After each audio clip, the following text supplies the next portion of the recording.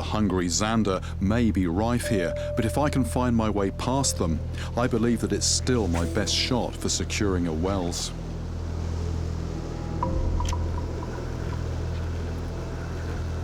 Oh, something hit that on the drop, on the drop. This is a new fish, different fish. Again, it's just completely inhaled that bait. That looks like a fish called a chub. Big mouth, cylindrical, powerful body. Again, it's not the suspect I'm after, but I am encouraged. This is what was missing from the lake in Somin, an abundance of perfect prey for a hungry giant catfish. Wait a minute, wait a minute, wait a minute, wait a minute. I've got slime on the line here. This river hasn't been explored by scientists. Nobody really knows what's down there, so it could be the perfect place for an as yet undiscovered monster to be lurking.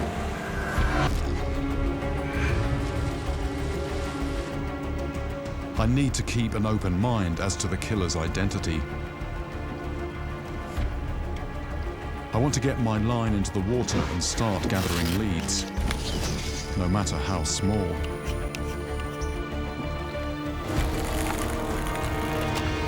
I don't have to wait long.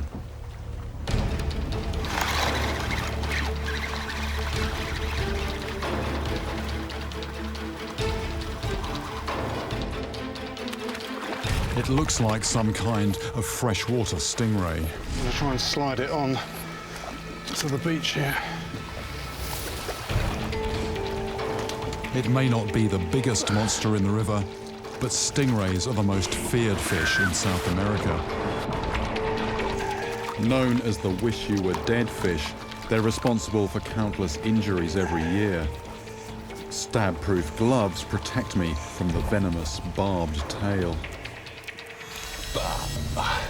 This is a creature that is potentially very dangerous to people.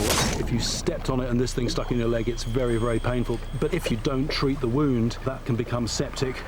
And the worst case scenario there is actually for that to go gangrenous. Remove the limb. If you don't do that, that's fatal as well. The main one's about 4 inches long, and there's a small one coming through underneath. And I think the principle is a bit like what happens in sharks. When their teeth fall out, they're replaced by other ones coming from behind. And I think when this main spine falls out, gets damaged, there's another one waiting to take its place. But as dangerous as its tail is, this stingray doesn't have the hardware to tear somebody's face off. It hasn't really got teeth. Well, it has, but they're so close together that it forms almost like a grinding plate. There's a bit of roughness there, almost like tiles, but each tile slightly pointed, and the actual jaw is quite muscular. It's got good crushing force there. Without the weaponry to rip flesh from bone, the river stingray is off my suspect list. I must keep my eyes on the prize, a man-sized laulau. After resting up into late afternoon, I head back to the rock where I lost the fish just a few days ago. The water has definitely dropped.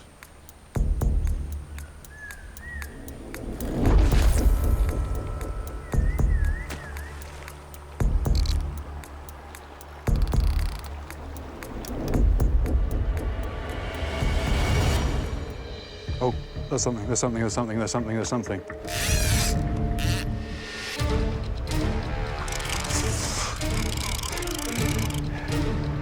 Deceptive amount of line out here. That's a good sign. First cast. Fish has woken up. All right, there's the leader in sight. That's red-tailed catfish. Well, I'm hoping that's not just a one-off. That's almost like a switch has been thrown. Incredible to get a take on the first cast.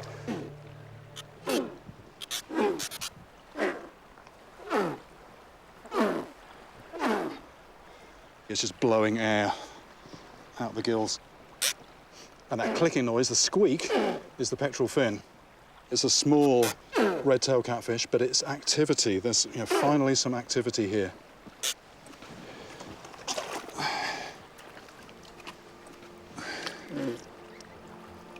Not a huge fish, but could be quite a good sign. Bushy introduces me to Ivan, who agrees to take me upriver with a family travelling to another village. All thoughts of the electric eel slip to the back of my mind as I prepare my gear.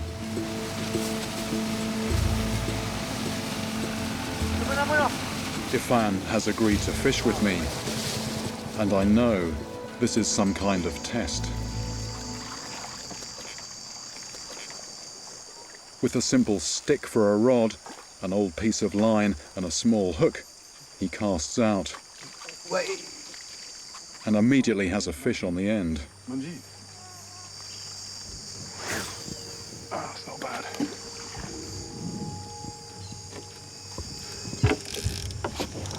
Oh. Could I too have something on my first cast? That's a good sized fish.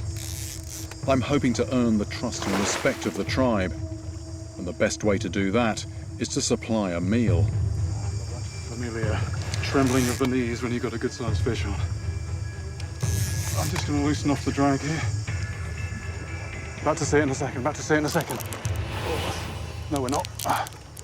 The thing about fish living in muddy water, you get them near the surface, and as soon as they're in the light, they detect the light, and they kick and they go. There it is.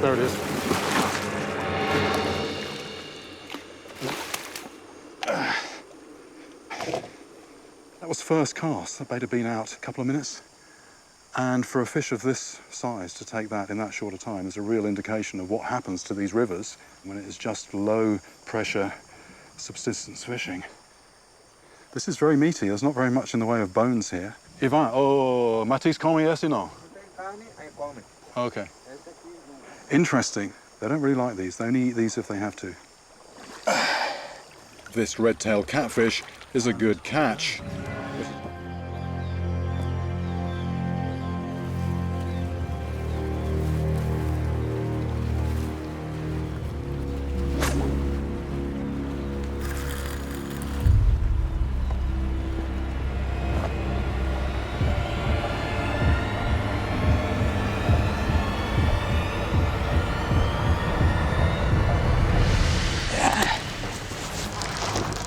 Something down there.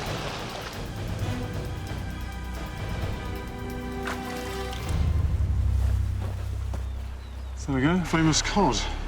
Classic 3 dorsal fins and that the beard, the barbel in the middle of the chin. It shows there's fish down here anyway, but it's still not what I'm after. I now want to see what's in the water around the island.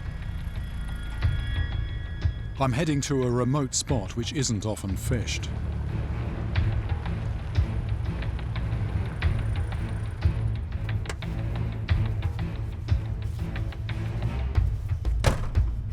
Beneath the surface here, the land shelves off very quickly. So even with a cast from the shore, I should be on the edge of deep water.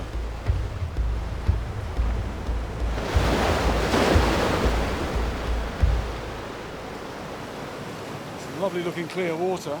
There are a few beaches here and there on the island, but mostly it's rock and fairly treacherous underfoot.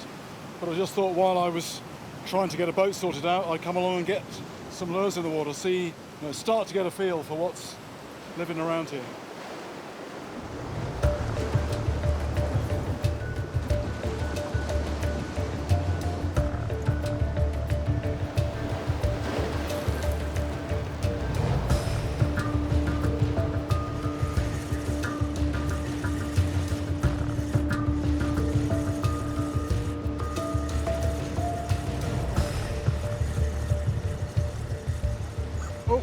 Something on. That's the fish on already.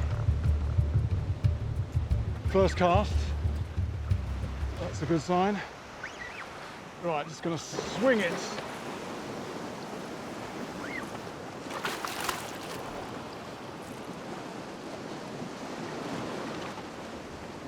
It's a grouper. Very impressive sized mouth, even on a fish this size. So there's certainly predators in these waters. I head out with skipper Brad Nowicki. He was born in the Keys, so knows these waters well. So how big is this wreck we're going to? This one is one of the biggest wrecks we have. And do you tend to find that, you know, the bigger the wreck, the bigger the fish? Yes. So if I'm after big barracuda, I mean, this should be a pretty good This bet. should be a good wreck to be on. Right, just having a good look at the gear I'm going to be using. It's scaled up a little bit from what I was using on the flats, but you can't go ridiculously heavy because in clear water, fish with good eyesight, they can see sort of, you know, wire cable. It has to be quite delicate. And what we're going to try and do, because there's lots of sharp bits of metal down on the wreck, what we're going to try and do is bring the fish up off the wreck, and then once they're hooked, don't let them get back down.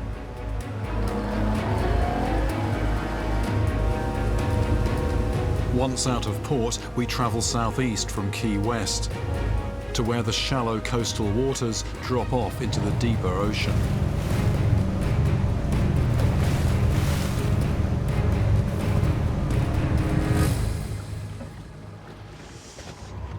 Well, we're here. This is the wreck.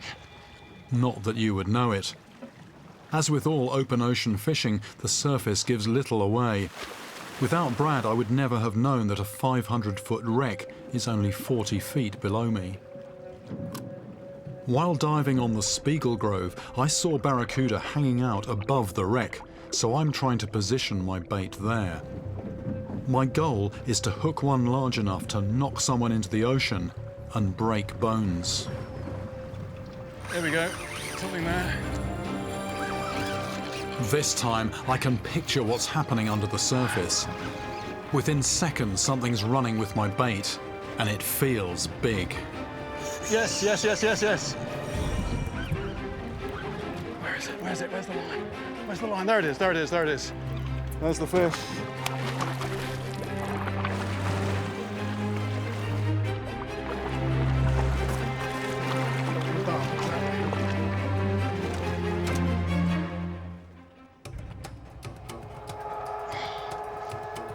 This fish has still got so much strength. First cast straight away on this deep wreck, so it just goes to show more water over their heads, just how much more confident they are. Those teeth are just unbelievable. I'm very careful to stay clear of this fish's jaws. Nice sized fish, but I think what I really want to do is get this back. I'm after a big one. Get this back, get another bait out, see if we can get one that might even have this one for dinner. Let's see if the Piranha Reserve lives up to its name and what kind of piranhas they have here. The line is flat on the surface. There it goes. Red belly. There we go. Whoop. Now, right, you can see why people... I couldn't do that if I didn't have shoes on. You can see why so many people here are missing bits out of their toes.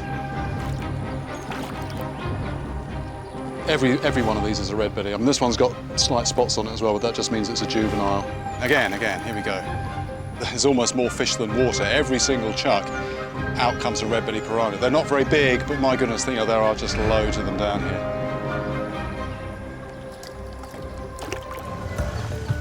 And the monks' efforts to save the turtles have given me another idea.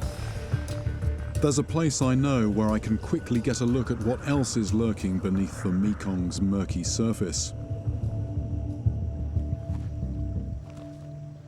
It's a lake across the border where not one, but many of the Mekong's monsters are protected. I want to see if any of them could leave the signature wounds of the mysterious attacker. I'm going all out. 3 lines should increase my chances of catching.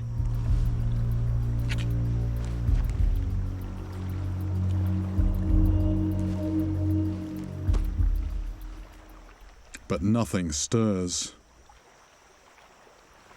Everything very quiet on the other rods down on the bottom. There's not much going on, so I'm wondering if anything's moving higher up in the water column. So I'm going to put a suspended bait and let that be pushed through by the wind.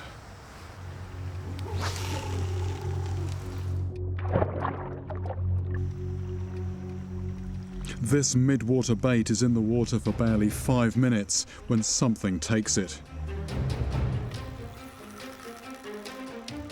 and from the way it's lunging, I can tell it's powerful.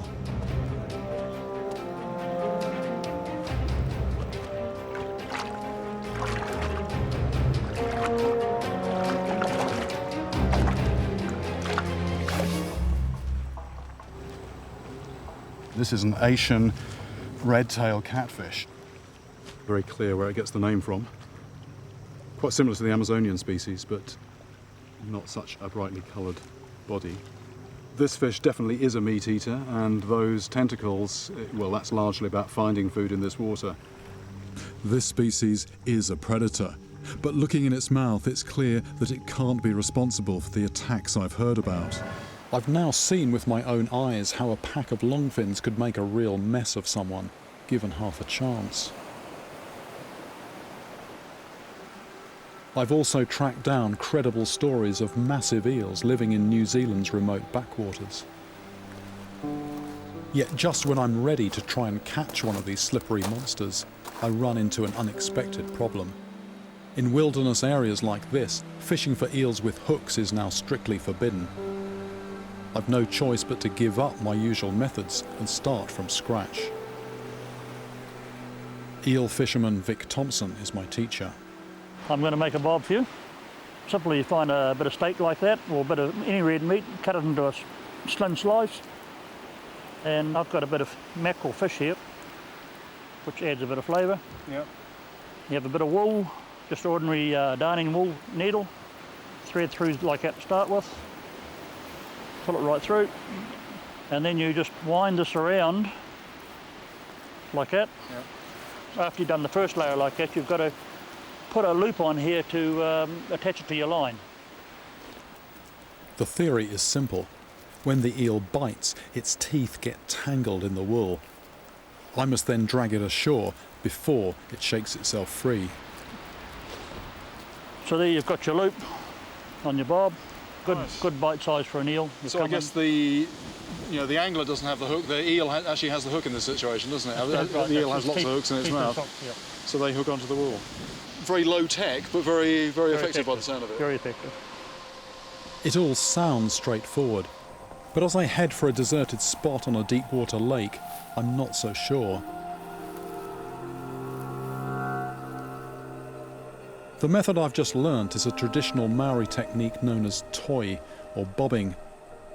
One clear benefit, at least, is that with no hooks involved, there's little danger of spilling the eel's toxic blood.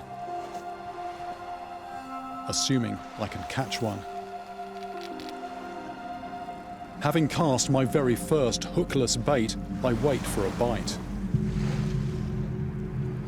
If anywhere has super-sized eels still prowling the depths, it has to be a place like this.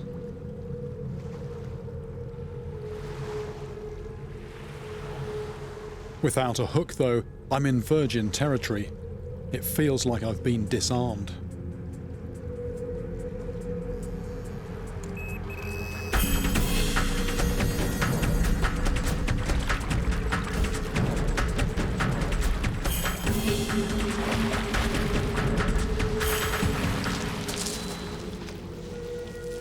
It's still in the mouth, it's still in its mouth. Look at that, just came out.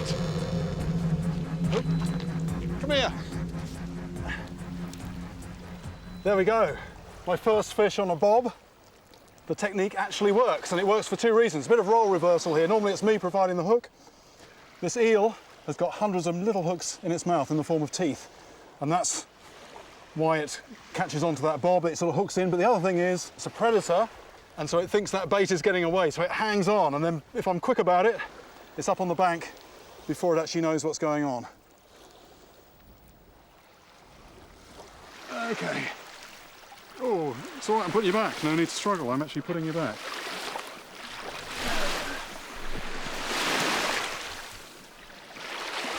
Lovely, I've just caught a fish without using a hook.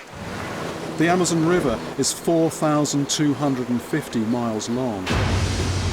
Twice the length of the Mississippi. It is mostly wide and slow moving, but up this distant tributary it is quite the opposite. A fifth of all the water on Earth passes through the Amazon, and piranhas and their relatives are found in just about all of it. It's a fisherman's paradise. And it's full of river monsters. And there's a fish on, there's a fish on. Oh, there it is, jumping out of the water. That's quite strong, that's a strong fish. I've hooked a predatory fish with dental hardware straight out of a horror movie. So this is a Payara. It's a relative of the Piranha. It's an arms war down there. Everything's got teeth. Everything is eating everything else. And they've actually got those fangs there in the lower jaw. And they use those to puncture the swim bladder of the prey. So it just messes up the buoyancy. The small fish is then totally out of control. It's flopping around near the surface, and these will just come along afterwards and mop them up. And those fangs are that big that it has to have special holes in the upper jaw, otherwise it wouldn't be able to get its mouth closed.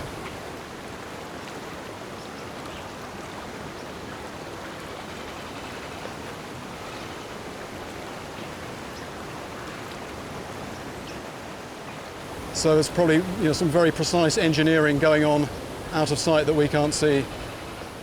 This vampire-like creature shows how evil-looking the piranha family can get. But despite its looks, it is not the fish responsible for attacking people. This is a solitary fish hunter. The piranha we all fear feed in packs, and they are so common in the Amazon you can catch them almost anywhere. Because I'm after something with a taste for flesh, I'm going to fish with the bloodiest bait I know. This being cattle country, this is a bit of cow's heart, nice and bloody, very fleshy, and, well, that should get the attention of any carnivores down there.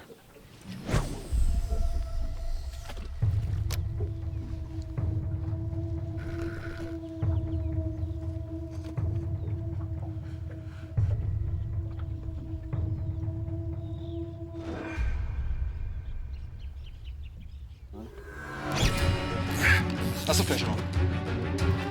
Yeah. What I'm doing, I'm just riding close to some branches here. It's a very strong fish in this current. Okay, here we go. What's that? The fish that took the cow heart bait is one I've never caught before, a boga. Here we go, this fish, definitely carnivorous. Looks a bit carp-like. But this fish has what carp don't have. Oh, there's teeth in here. Just having a close look at those teeth. Its scientific name, Leperinus, describes its rabbit-like teeth, but this is not the hardware of a friendly vegetarian. I've heard bogas can grow bigger than this, but even so, its mouth is not nearly wide enough to bite my finger. Although it's quite strange to see teeth in a fish like this, I don't think this is responsible. Yes, that's a good sized fish. That's a good fish. A good fish. Off! And it's off. It's off. It's off. But it's left something behind.